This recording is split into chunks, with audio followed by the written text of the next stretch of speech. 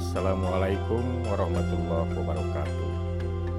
Sampurasun kasadayana simkuring seja nepangkeun wasta pun tresna yuana daya kajabi seja ngenalkeun naon rupi hal anu nuju dilakukeun ku simkuring nyaeta pakuat pakait sareng ukiran wayang golek di tingkat SMP.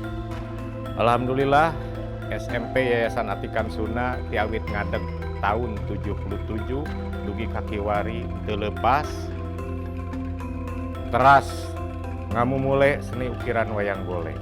Salah sawios hasil karyana aya di sapengkeureun sagedengeun simkuring.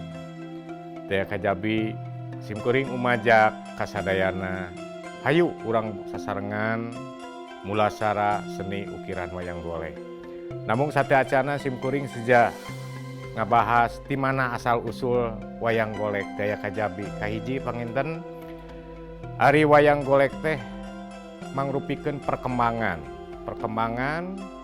tina wayang golek cepak. Wayang golek cepak di mana tina wayang kulit. Wayang kulit di mana tina wayang beber. Wayang beber di mana eta tina patung. Anu mana asal mula sejarah wayang teh daya kajabi ti India. Mung cariosna, janten cariosna aya ti India, nyaeta nu disebat babad Lokapala, lajeng Ramayana, dilajengkeun kana Mahabharata. Eta sejarah asli carios tina wayang. Anu mawi aya istilah zaman wayang zaman Hindu. Naon wayang dianggo tempat persembahan. Nu disebat wayang teh wa hartosna wadah yang hartosna suci. Hartosna dianggo tempat persembahan para luluhur. Anu mawi ajaran Hindu tempat penyebaran ajaran agamana di antawisna patung. Di urang aya khususna di Bali panginten dugi ka ayeuna peninggalanana ayeuna. Mung aya titip ti almarhum Pak Karno. Kalau kita mengaku ajaran Hindu, jadilah orang Hindu Indonesia. Ulah janten Hindu India, eta di antawisna. Semakin berkembang na dunia pawayangan, merambah ti awit zaman Hindu dugi ka zaman Buddha. Tetap teu leupas sami oge. Buddha persembahanana mediana patung. Pami di urang disebatna pratima. Pami di Bali pralingga, lingga hartosna batu. Tak semakin ka dieu, semakin berkembang, muncul anu disebat wayang perkembangan. Di zaman penjajahan, dugi ka zaman Islam lapisan ayeuna. Salah sawios wayang dianggo kanggo penyebaran ajaran Islam. Ngalangkungan para wali. Naon margina henteu gampil ayeuna Islam hoyong lebet ka tanah Jawa upami disebat kapungkur mah upami ayeuna NKRI. Anu mana wayang dianggo salah sawios penyebaran ajaran Islam. Kumaha carana harita para wali nyebarkeun ajaran Islam di samping perdagangan?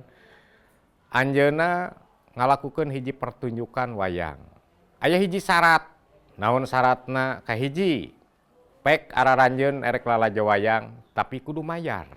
Mayarna sanes berupa hasil palawija, hasil tatanen atanapi artos, atanapi nu disebat emas, inten jumanten. Sanes mayarna salah sahijina nyaeta ku ngucapkeun 2 kalimah syahadat anu unggalna asyhadu an la ilaha illallah wa asyhadu anna muhammadar rasulullah.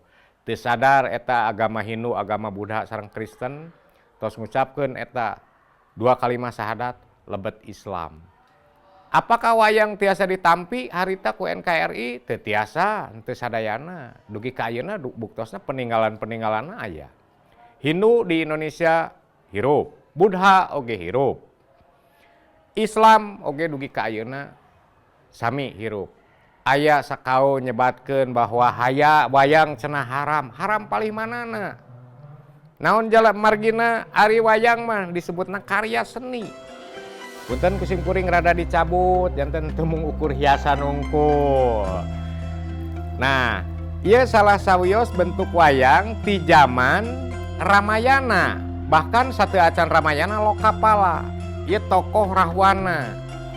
Ieu mangrupakeun hiji gambaran kanggo urang diantawisna hiji tokoh anu memang saur bahasa umum jahat. Naon kajahatan Rahwana dina carios? Hiji anjeunna maling istrina anu sanes, istri Batara Rama, Dewi Sinta. Tapi tetep etika anu ku anjeunna digunakeun tetep teu wantun sanaos di istilah teh mah dipaling, dipaok ku anjeunna digadabah. Nah, naon atuh didikan kanggo urang neuleuman dina ilmu pawayangan tetep etika attitude. Ilmu sakumaha luhurna etikana ayeuna di bawah tetep helas taya paedahna. Anu mawi neuleuman dina dunya pawayangan mah sesuai sareng karakter, masing-masing ngagaduhan karakter. Dugi ka ieu Rahwana teh aya istilah kabungbulengan ku Dewi Sinta, aya lagu anu sok dilantunkeun ku para seniman nyaeta Ceurik Rahwana. Naon atuh Ceurik Rahwana teh kabungbulengan ku Dewi Sinta padahal upami ninggal ieu istrina teh kacida seueurna. Eta salah sawios Rahwana.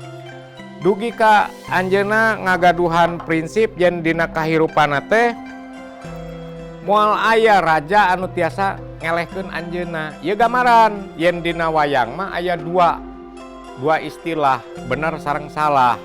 Margi naon tadi disebatkeun wayang teh dianggo wadah suci. Wadah itu tempat. Yang itu suci. Awal mulana ieu mangrupakeun gambaran. Tah ieu digedengeunana aya salah sahiji tokoh wayang Mahabharata. Upami tadi mah Rahwana tina Ramayana, ieu mah Mahabharata, Bima. Ieu dina carios Pandawa anu kadua, salirana Jangkung Ageung mung ieu wayangna rada alit, hasil karya murangkali. Bima diantawisna ngagaduhan pasapah Pandawa anu kadua. Numawi urang dina kahirupan aya istilah dina rukun Islam ieu mangrupikeun hiji gambaran yen dina rukun Islam teh aya 5. Kahiji sahadat, 2 sholat, 3 zakat, 4 puasa, nu kalima naik haji. Ieu pasapahna aya di Bima. Kahiji Bima ayeuna dina nyarios anjeunna henteu pernah bohong. Margi naon? Dina beheungna dina tengekna ieu dililit ku orai. Orai ieu janten saksi Bima. Kanggo naon ieu upami Bima bohong nyariosna pasti bakal orai eta macok naga pasah. Kana letah Bima. Numawi dina kahirupanana anjeunna istuning jujur.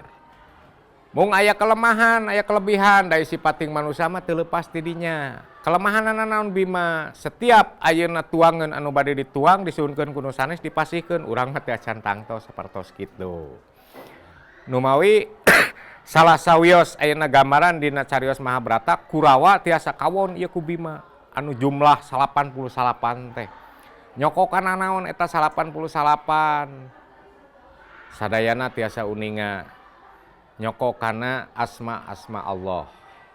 Ti awit ya Allah ya Rahman ya Rahim ya Malik ya Kudus. Janten palebah mana atuh wayang teh haramna? Palebah mana atuh haramna? Yuk urang memulai sasarengan. Urang canak pasapahna, canak nu saena piceun anu awonna. Margi aya wayang mah gambaran kahirupan manusia di alam dunya. Salah sawiosna ieu Bima salah urang kecap tinangtos nu sanes bakal kakeunaan ku kanyerian. Numawi Bima mah disaksian ku naga pasah ieu. Kunaon cenah ieu dina pananganana aya kuku sapertos kieu. Ieu disebatna kuku pancanaka. Ari kuku teh hartosna kukuh kuat. Panca 5 naka adegan. Anu tadi disebatkeun rukun Islam. Eta diantawisna Bima. Eta dinu zaman Hindu, Buddha, kalebet zaman Islam. Tadi dia aya hiji samping. Kedah nama itu samping teh 4 warna, mung ieu karasan 2. Ieu disebatna upami ku pusaka Bima itu disebatna samping Bangbing Bintul Aji. Kedah nama warnana hideung bodas koneng beureum. Eta ngamangrupikeun hiji gambaran kanggo urang. Hideung ayeuna gambaranana bumi. Dina wujud jasad urang tos aya anu disebat taneuh. Kadua ayeuna bodas, getih. Katilu ayeuna beureum, gambaran kanggo nafsu urang. koneng eta dunya. Nu mawi rada sesah ayeuna kajabi upami ngabentuk anu tadi disebut catur warna. Mawi ieu cekap ku dua warna unggul panginten. Takumaha atuh anu sanesna? Anu sanesna masing-masing ngagaduhan falsafah. Bima ngagaduhan 3 putra, salah sahijina anu kahiji Jakatawang dina kahirupanana aya di laut. Di urang upami di dunya aya angkatan laut. Terus anu kadua ayeuna Antarja. Antarja ayana di mana? Aya dina lebet bumi. Tadina kahirupan oge sami panginten urang teh. Aya anu kahirupan kanggo ngahirupan kulawargana teh aya nu usaha ti laut, aya anu ti darat, aya oge anu katilu anu disebut Gatotkaca. Naon Gatotkaca? Di udara. Salah sawios contohna urang upami bade ngalengkah ka mana wae tiasa ayeuna ku secara cepat ngalangkungan kapal eta di antawisna. Tah janten intina tina dunya pawayangan teh kahiji ulah lepat hartos bahwa wayang golek mah hasil karya orang Jawa Barat. Wayang golek mah hasil karya orang Jawa Barat. Nah berasal ti Hindu mah cariosna, caritana. Janten wayang golek mah mangrupakeun hiji karya orang Jawa Barat asli. Citakan ti mana? Citakan tinu tadi wayang kulit.